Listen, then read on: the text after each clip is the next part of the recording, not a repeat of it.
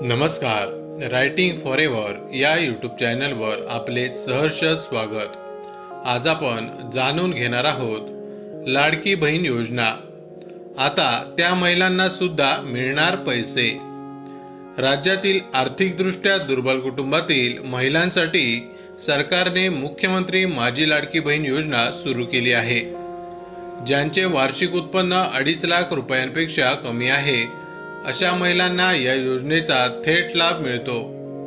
जुलै 2024 पासून या योजनेची अंमलबजावणी सुरू झाली असून लाभार्थी महिलांच्या बँक खात्यात दरमहा 1500 रुपये जमा केले जातात. आतापर्यंत या योजनेअंतर्गत 9 हप्ते वितरित करण्यात आले आहेत. पण या योजनेमुळे राज्य सरकारवर मोठा आर्थिक भार पडत असल्याची चर्चा सध्या रंगत आहे.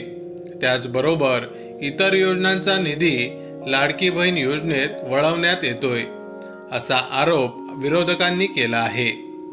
त्यामुळे योजनेविषयी वेगवेगळ्या चर्चांना उधाण आले आहे. राज्य सरकारने या योजनेत कोणताही खंड पडू न देता ती सुरूच राहील असे स्पष्ट केले आहे. विधानसभा निवडणुकीदरम्यान महायुतीच्या नेत्यांनी पुन्हा सत्तेत आल्यानंतर या योजनेतून महिलांना दरमहा 1500 ऐवजी 2100 रुपये देण्याचे आश्वासन दिले होते.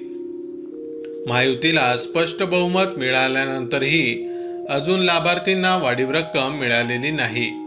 अर्थसंकल्पीय अधिवेशनात या संदर्भात घोषणा होईल अशी अपेक्षा होती, परंतु अजून कोणतीही अधिकृत माहिती समोर आलेली नाही.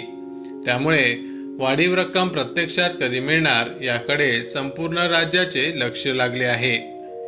याबाबत राज्याचे मंत्री संजय सावकारे यांनी स्पष्ट भूमिका मांडली आहे.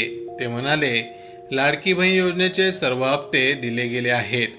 काही महिलांना अतिरिक्त रक्कम देखील मिळाली आहे. जे हप्ते रखडले आहेत ते पुढील महिन्यात मिळतील. योजनेत बसणाऱ्या आणि राहिलेल्या महिलांचा आढावा घेऊन योग्य ती मदत केली जाईल. एप्रिलचा हप्ता लवकरच जमा होईल. माहिती आवडली असेल तर अवश्य शेअर करा.